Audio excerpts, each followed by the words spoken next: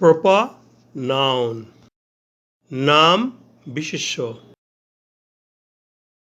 বাংলা কাদেরকে ইংরেজি বানানে লিখি?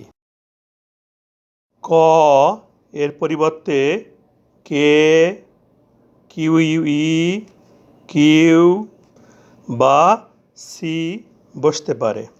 ক এর পরিবর্তে কে বসাই। প্রপার নাউনের প্রথম অক্ষর ক্যাপিটাল লেটার হয়, এই জন্য কে ক্যাপিটাল লেটার হবে। আকারের পরিবর্তে এ বসাই। এখন দয় একারকে দীর্ঘ টানে উচ্চারণ করি। দয় একার। দয়ের উচ্চারণ প্রথমে হয়েছে, এরপর একারের উচ্চারণ দ্বিতীয় বারে হয়েছে। দয়ের উচ্চারণ প্রথমে হওয়ায় দয়ের পরিবর্তে ডি বসাই।